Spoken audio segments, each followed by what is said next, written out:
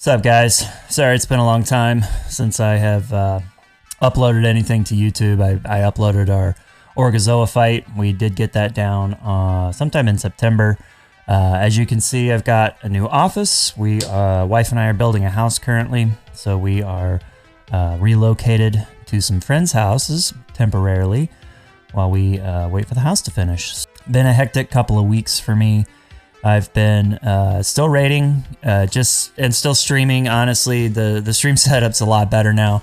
I don't have frequent disconnects anymore. All the bad that was happening at our old house internet-wise is fixed. So if you're ever wanting to tune into the stream, that should be more stable now. I will start streaming again every Tuesday and Thursday just to make sure that the consistency comes back. I had been just recording our raid nights. In fact, the video you're about to watch that I'll analyze the Holy Paladin stuff through, that was just taken from a local recording. I didn't stream that night because we were having so many disconnects. This video's been delayed, not just because of the move and the internet, but also I haven't really known how to approach this. We're in the back half of the raid now. We've passed Ashvane. We passed that wall like 7 weeks ago, I think. It's been a while since we killed Ashvane, and the back half is a lot harder than the front half of the raid. And this raid in general, as far as tuning, compared to Battle of Dazar'alor, is a lot higher. The DPS checks on these fights, specifically from Ashvane on, is really insane. We just killed Queen's Court last night, and honestly, I was surprised that was such a hard DPS check. We're talking about, you know, the 6th boss in the instance, and the Berserk timer is tight, and we have been trying that fight for 3 weeks now. Finally killed it last night. We were having 1%, 2% wipes. We were hitting Berserk, just not knowing what the hell's going on. Well, we readjusted, and sure enough, you know, we had to bring our healer DPS back up. We weren't DPSing the boss that much.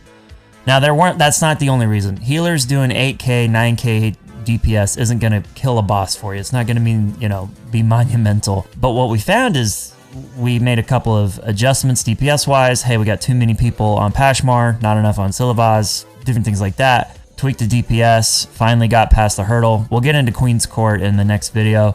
I want to focus this one specifically on Orgozoa. But yeah, it's a tight DPS check. Back to Orgozoa, also very tight DPS check. It's incredible because you just got past this DPS wall in Ashvane, and you think, finally, this is just a healing check. No. It is also a DPS check. It's a healing and a DPS check. If your single target damage isn't high enough, you are not going to be able to progress in this fight.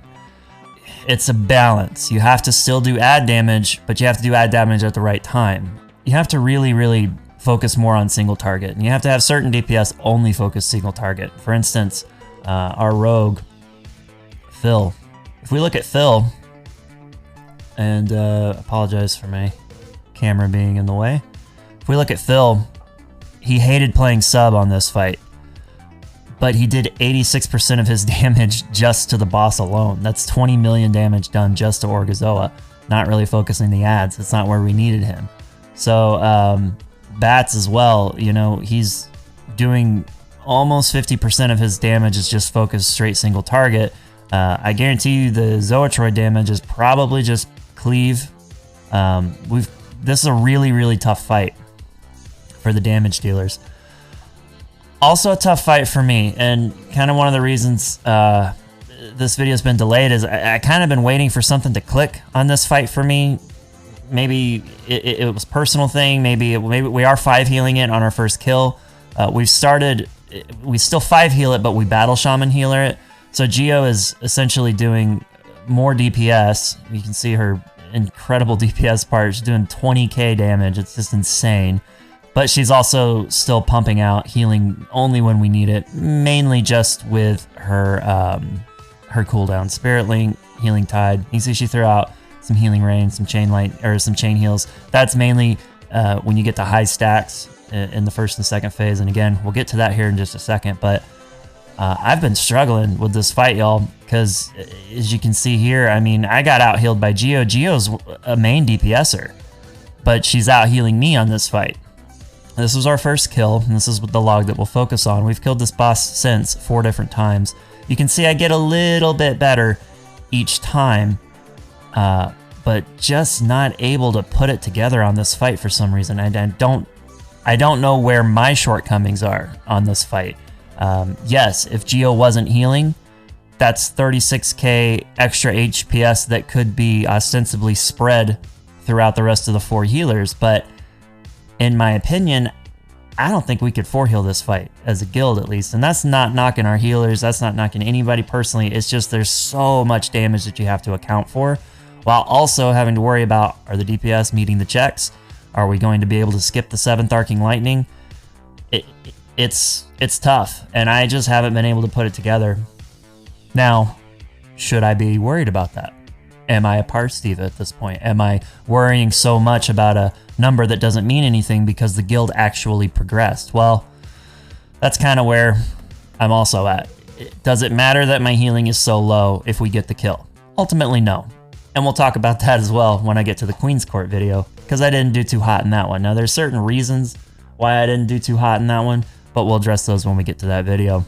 I just been having a hard time figuring out, how do I tell the holy paladins out there how to heal this fight, and should they listen to me if I'm not healing it effectively? And who's watching this? I mean, I don't feel like anybody really gleans much from this. This is more just a personal thing that I like doing. I like explaining stuff. I like to get on here and hopefully if there's any holy paladins out there that need to learn how to do something, I like to try and be the person that can provide that. However, should they listen to a paladin that's only getting 56k HPS on one of the best fights for the holy paladins out there? I don't know. You'll have to be the judge of that. Maybe you watch this video and you still learn something. Boy, my hair, that balding is coming in strong, y'all. So, yeah, we'll focus on this log. My gear hadn't really changed much. You'll see even through our 4 kills, I don't think I've gotten a new piece of gear in a while. For those of you who were so worried about me, I did finally get the chest off of Savara, so I don't have to really use my reroll tokens anymore. Funny story though, I did have 47,500 Azurite saved up.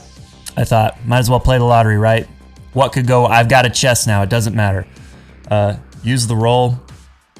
Third time that I've gotten the Vengeful Blightborn chest, the chest that comes from Waycrest Manor. It's an incredible DPS chest. It's got this crit proc on it that's just great for Retribution Paladins, and it's got Expurgation. But I'm not a Ret Paladin. I do World Quests in Ret, but I don't main a Ret spec, so it doesn't really help me. This chest is it's garbage. I mean, it's not a good chest. The traits on it, obviously it's got Glimmer, which is why I'm wearing it, but it's also got, I can't even remember the other main trait that it has. I think I had it rolling with Moment of Compassion. That's what I had on our kill. I have since switched this trait to, if we come over here and watch the kill last week, I've since changed this to Grace of the Justicar, and I've switched another trait on my helmet, which was Radiant Incandescence, to Indomitable Justice.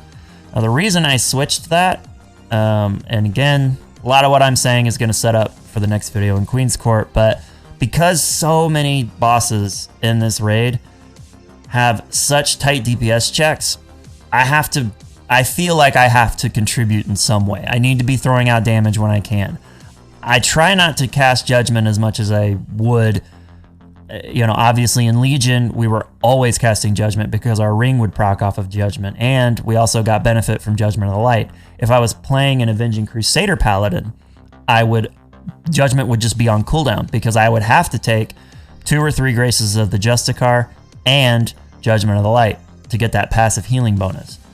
Glimmer Paladins don't necessarily need to worry about that. This is the main thing you have to have. We'll talk about 8.3 nerfs probably in the Queen's Court video. don't freak out. They're not that bad. Yes, it sucks that we can't get more than 8 glimmers out, but trust me, we'll still be the second best healer. Disc priests are still going to be top, but holy paladins are still going to be right there. It just eliminates our burst window where we could do, you know, 250k HPS if we needed to. We're not gonna be able to do that anymore. But 8 glimmers, you're never gonna have 8 glimmers out when you don't have wings up anyways. You have maybe 6 at the most. 4 is more likely. But yeah, don't freak out about the glimmer nerfs. It sucks. Yes, they could have nerfed disc even harder, especially in their damage, but they didn't. It is what it is. They were never gonna let this trait ride. It would have been fun if they would have, but they didn't, so it is what it is. Don't freak out about it. By the way, this is the important trait that we needed. I take Indomitable Justice because it deals extra damage with Judgment when your health percentage exceeds that of the target. Well, that's going to be most of the time. I mean, you're not constantly taking, you know, 60, 70% of your health off in a raid. It comes in waves. You're full, boom, you take a burst of damage, you get topped back up. So my health's usually going to be high, and then it'll, you know, come down real quick, and then it'll go back up real quick. So if I pair this with Grace of the Justicar, Grace of the Justicar isn't going to do a lot of healing for me because I'm not judging on cooldown, because I don't need to. But when I judge, it's okay if it's going to do a little bit more DPS, and on top of that, it's going to do a little bit of healing. So it's kind of my thought process in that. Again, for this fight on our first kill, I did not have that. I took Radiant Incandescence and Moment of Compassion. Let's see if I had anything else since the last time I talked to you guys. When we got the kill, I got a 445 version of this trinket.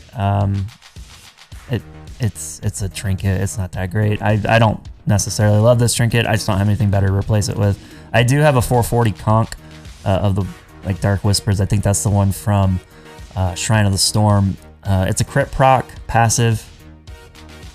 Maybe it's better. I don't know. I haven't simmed it in Questionably Epic because we just don't value crit that much. And this had haste on it at the time, so that's kind of why I'm still using it.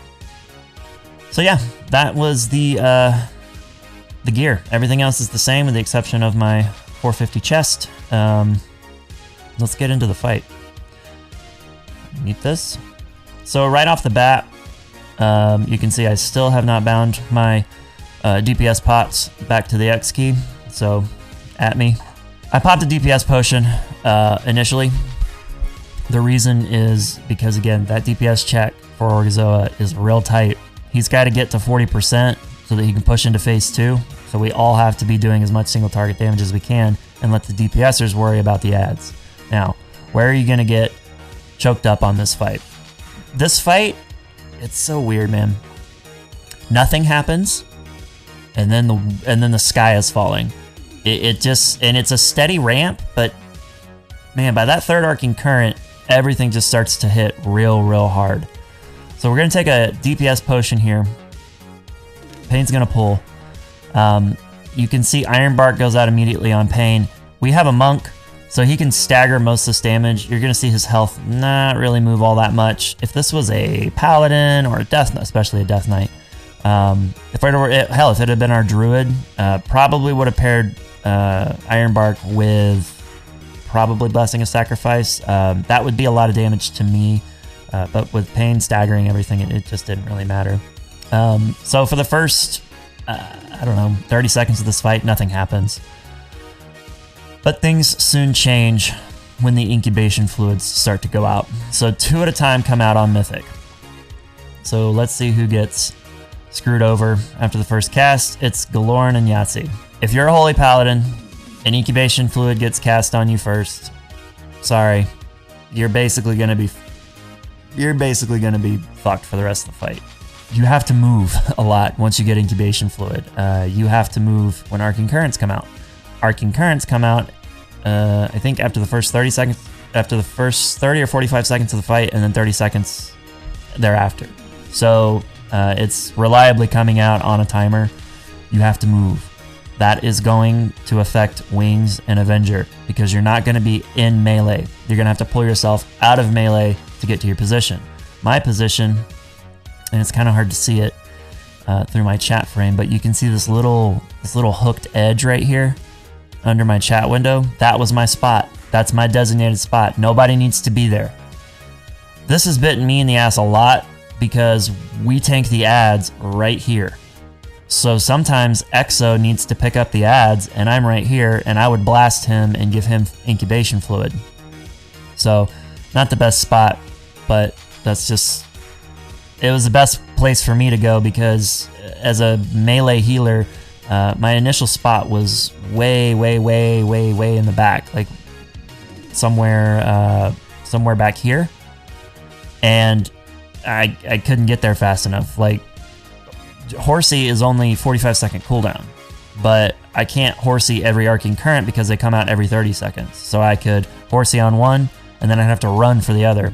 It just wasn't working out for me. So this was a lot closer. I could start to cheat over. So fluids are going to go out. Ads are going to come in. We used our healing cooldowns, not when the Arcane Currents were coming out, but when the ads would come out. Because when we looked at logs, we were noticing that it was actually the ads that were doing more damage than Arcane Current was. So if we get rid of me and go to damage taken, you're going to see Arcane Current. So here's Arcane Current. There's 1, 2, 3, 4, 5, 6 Arcane Currents that are going to go out. But if we do a query, and we'll do a cast by enemies, and ability will be call the tender. That's calling the ads out. And we'll create a pin. So there's our pin for the ads. And now it's in our logs. So you can see ads come out 1, 2, 3, 4, 5, 6 times. 6 set of ads, 6 sets of Arcane Current. So if we get rid of Arcane Current and come back to our overall damage taken, Amniotic Splatter, because the ads come out, is doing a lot of damage. And we were noticing that this is where we were getting tripped up most of the time. Arcane Current still hurts. It hurts a lot. But when an Arcane Current goes off at the same time as an Amniotic Splatter, that's not just 60k damage taken. That's 120k to the entire raid. So what we did is we adjusted stop popping cooldowns on every Arcane Current and just pop cooldowns when the ads come out, and that should cover the Arcane Current. That was our thought process, at least. You can see the ads come out, first set die. Ads come out, second set die. Ads come out, third set die. Ads come out, fourth set die. Ads come out, fifth set die. Here's the sixth set of ads. They don't actually die until you're down on the platform. So this whole section right here is recovery. So that's what our thought process was. Here's the dribbling Ichor. Just ignore this. I can't tell you how annoying it is when people get hit by this. I say that and I've been hit by it a couple times. So it's annoying when I get hit by it too. Shouldn't get hit by it. It's easy. Pro tip, our Disc Priest found this out. Let's see. Oh, did we miss it? Yeah. Okay, let's go back. So our Disc Priest found it. All right, so you have a person that doesn't understand dribbling Ichor. If you look at the center of the circle, see that? It's a little white. It's a little bit of white. It's hard to see through my weak ores, but a little bit of white. So let me get to a safe spot. I'm going to get right here. Right here, there's a little white spot available. This white spot will be empty the next set of dribbling Ichors. So here's my safe spot. This spot will be free. Let's watch. Boom. There's that spot. It's free. I didn't run to it. I ran to another one. So this spot's free. I could run back to this spot if I wanted to. I'm safe. Run right back to that other spot. So if you've got people that are having a hard time figuring that out, just tell them to look for where the center of the circle is, and that spot will always be free the next time. So we've got our first set of ads coming out in 11 seconds. So, and you can see our weak aura pops up. Isildur, going to use Wings and Avenger here. I'm going to go ahead and pop off now to start ramping. Amniotic Splatters are going to start going out, so I'm going to start going ham and Holy Shocking the raid. In re-clearing this fight on farm, I've tried to get better at putting Glimmer on the people with incubation fluid first, and then worrying about people who don't have incubation fluid. Not just to help personal healing numbers, but also to help the raid. It's these people right here, Galoran, Yahtzee, Kaiser, Knight, and Dr. Heals. They're going to be taking most of the damage. They have an incredibly hard-hitting dot on them. They need the healing first. So I will again, now in farm, I'm trying to get better at, okay, it doesn't matter that your health is full. You've got incubation fluid. You get the Holy Shock. So there goes my cooldowns. You can see I'm only at 41k healing per second. There's not a whole lot of damage going out right now. Why the hell did you pop wings? Well, I popped wings because A, it's only a minute and a half cooldown. Again, I'm on the same Azurite essences that I have been for weeks. Conflict and Strife, I finally got that to rank 2. I've got Well of Existence, and I've got Vision of Perfection in the Major. Wings proc is still too powerful not to take. So I'm going to pop off. This is just to get Glimmers out early.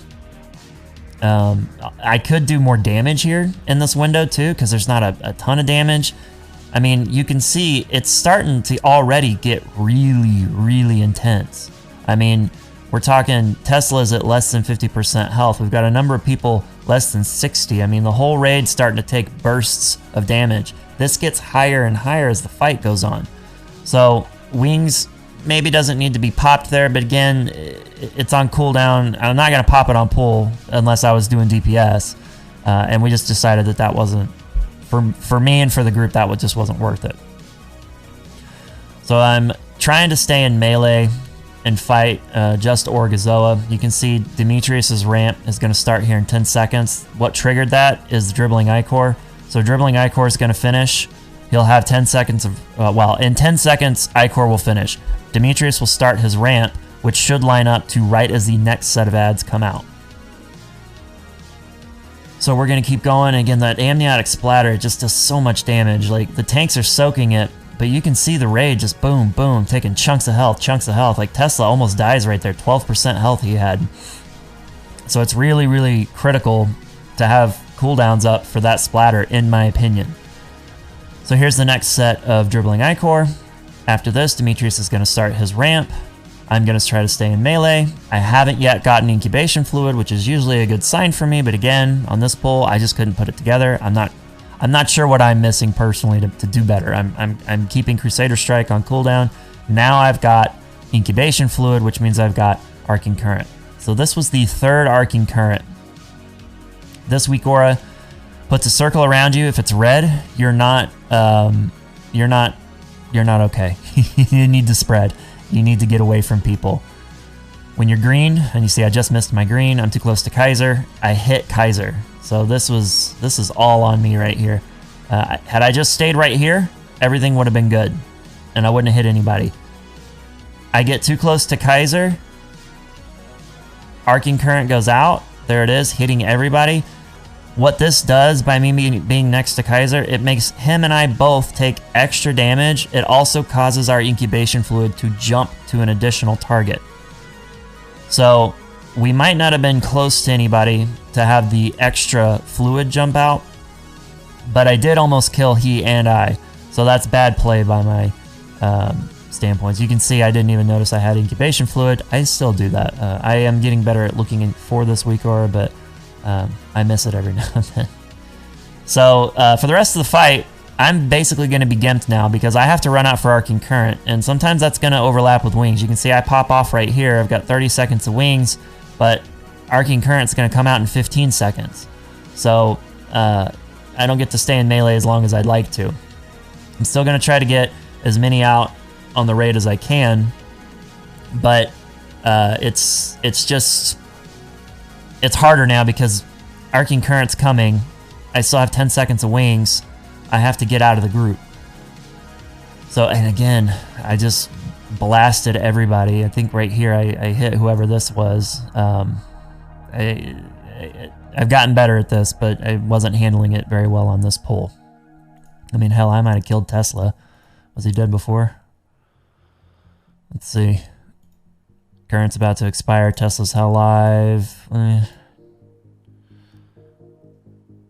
Unclear if I killed him or not. No, it was amniotic splatter that killed him. So the ads burst. That's what finished him off. He didn't get any healing.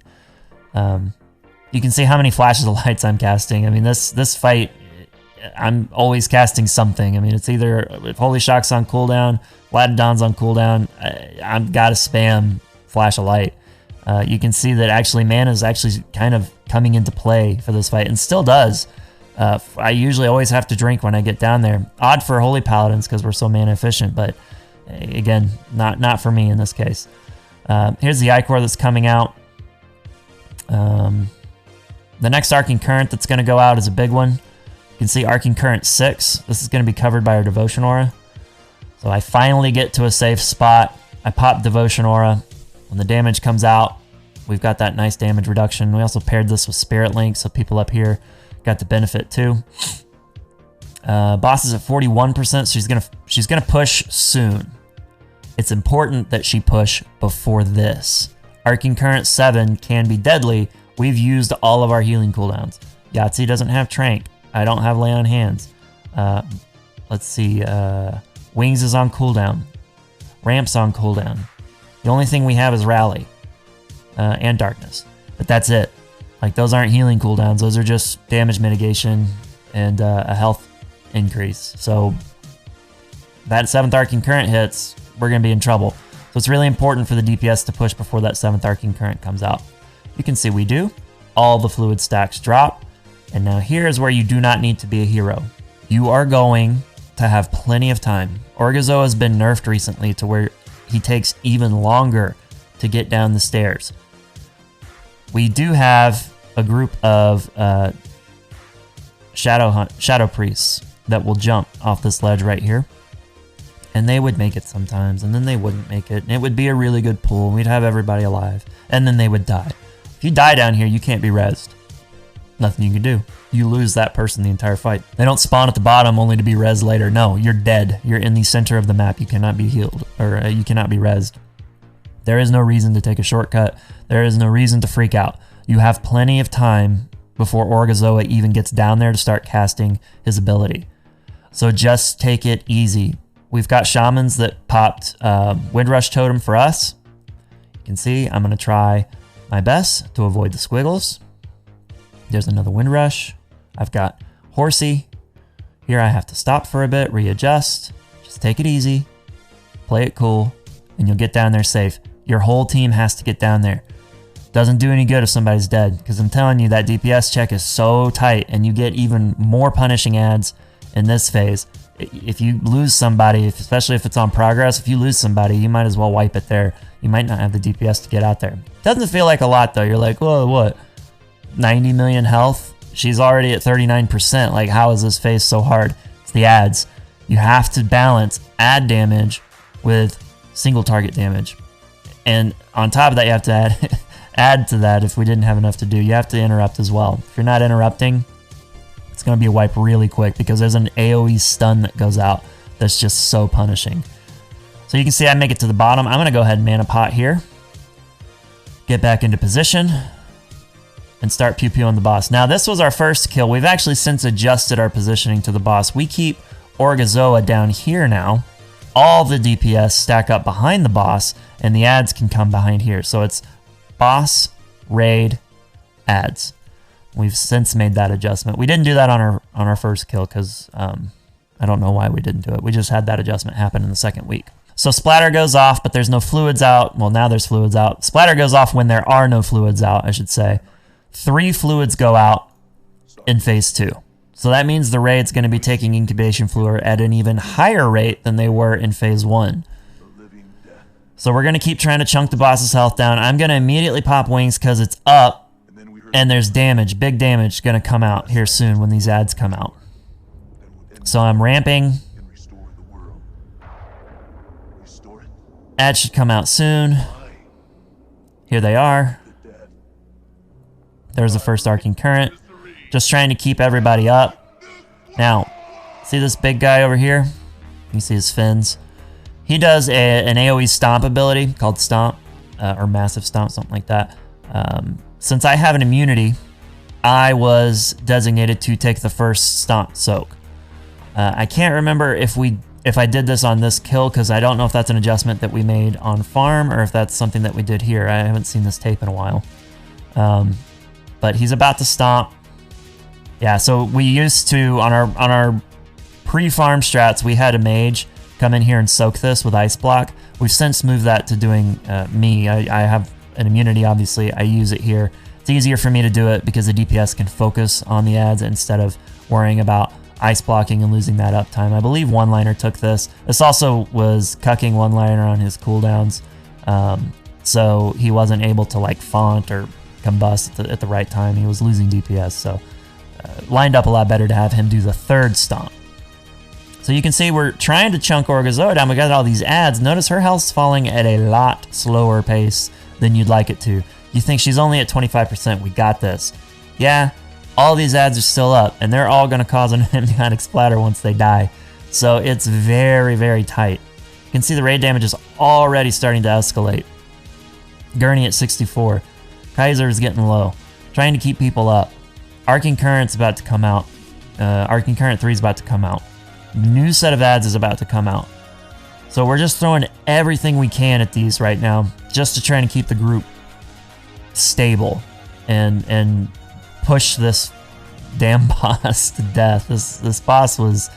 We progressed faster on this boss than we did Ash Fame, but the progression was so frustrating because if you make it to phase 2 and you're trying to progress phase 2, but you die early on or you have somebody die on the platform, it's like you might as well wipe it and you don't get to see phase 2. So it's harder to progress on this phase when you don't want to do phase 1 again. You want to see this phase. So there's the splatter. Big damage. We're going to have another set of Icors come out on top of another set of fluids. I think I probably get incubation fluid on this round. Wings is off cooldown now, so I should probably pop that pretty soon here. I don't know why I'm holding it, honestly. Probably forgot or probably didn't look at the weak aura. Okay, there's Wings. We're going to start doing some big healing now. There's the big ads. Remember, keep an eye on this guy. He's going to do a really big stomp. It's a ground effect. There's a Spirit Link. Huge damage going out. Huge damage going out. Link just saved everybody. There's the stomp. Get out of it. If you're in this circle, well, even if somebody's immuning it, you're still going to die. It'll still one-shot you. So everybody out. Let the person that soaks get in there. Rally goes out. Still got some big damage. 6% on the boss. Arcing Current's coming out soon. Barrier is now out. I should have been a good boy and gotten into Barrier. Barrier's huge. Let's see when the Devo goes out. We might not go out again. Yeah, I didn't even cast Devo twice. Oh, no, there goes the Devotion Aura. Boss is going to die anyway, so it's inconsequential. Everybody's out for arcing. Boss is dead. So, don't know what to say. You know, like I said, it's a frustrating fight for me personally. I just don't know what I'm not doing, what I'm not putting together. I'm not putting something together to be effective at this fight. Maybe you're a holy paladin out there that likes to meme on lesser paladins. Feel free to let me know in the comments what's going on here. Try to do everything the way I know to do it, and it just feels like sometimes it's not enough on this fight. I'm gonna pull up a farm kill, see how different that is. Okay, so we killed Orgozoa close to the end of the night. Is this the kill? No. Yeah, this is the kill right here. You can see I have a lot more glimmers out. Again, try and prioritize your targets with fluid. They're not getting hit as hard as, or the people that don't have fluid aren't getting hit as hard. Seeing if I'm maximizing as much as I can. So we're down here. I'm drinking. Look at this. I waited too long. So I had wings popped and vision kept proccing. I make a note in my head when I pop wings, doesn't matter if vision procs 12 times, I still count down from 10. Pop wings, that's 30 seconds. 10, 9, 8. And I keep a clock running so that I know 10 seconds later I need to cast Avenger. Why? You always want Avenger to line up basically like this, where you've got, you know, a little bit more time on wings than you do Avenger. The reason is because if vision procs after you pop wings to 45 seconds, now I'm going to take 15 seconds longer for Avenger to come up the next time you want to cast it. So it might not be up while you still have a wings proc, or while you have wings up. So that's why it's important. Make sure that you still synergize Avenger and wings together 10 seconds apart. You want to keep those cooldowns lined up. I didn't do that here. It comes and bites me in the ass later because, you know, again, they're lined up now, but I had a huge vision proc. I mean, I had wings going for way too long. So now my wings will be up, but my Avenger's going to be, you know, 20 seconds behind it on cooldown, so I'll have to pop them separately. Here it is where I soak. First stomp comes out, I pop bubble. We get in there. Coming back to the boss. Oh, Aqua Lance. If you get targeted with Aqua Lance, just get it out. Here, I try to get it as far out as I could. You just see there's this incredible amounts of damage going out. This fight's very tough. Oh yeah, I died on this pull. I forgot about that. So our last pull of the night. It was like getting close to 10:30. We always struggle on Orgozoa. Just can't ever seem to put it together. This fight, even though it's on farm for us, it's a tough farm fight. In fact, last week we lost a day of court progression because we couldn't kill this on our farm night. It's just a very, very, very hard fight. Let's see what ultimately kills me here. So the bubble's out, the barrier's out. Fluids are coming down. Try to get safe. Barrier's still up. Trying to get heals out.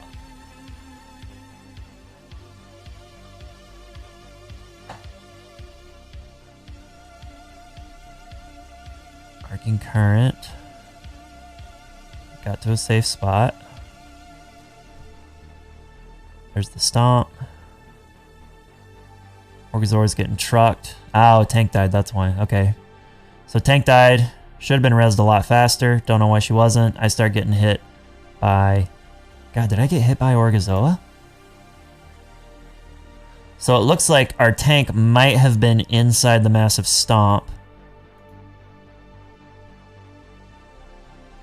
And I just got trucked. I must have... Oh, it was the Zoetroid right here.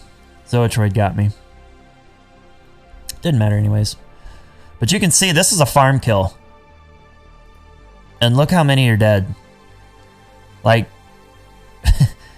quite a difference between that and this where everybody's alive. I mean, this fight, I don't want to say it's inconsistent because the timers are fairly consistent, but I mean, just the damage alone. And I mean, look how many are dead. I mean, we still got it, which is fine. It's a farm boss, but I don't know, guys. This is a tough fight. It's a fun fight, but it's just a very tough fight. So either way, if you like watching these, give me a shout out on Twitch. I appreciate live viewers. I like talking to chat during raid. I become more interactive the more people are watching. I kind of just play the game and chill if not. But yeah, thanks guys. Sorry for the delay on this court kill video and court I don't know, Paladin talkie video will be coming up shortly. We'll talk to you guys later.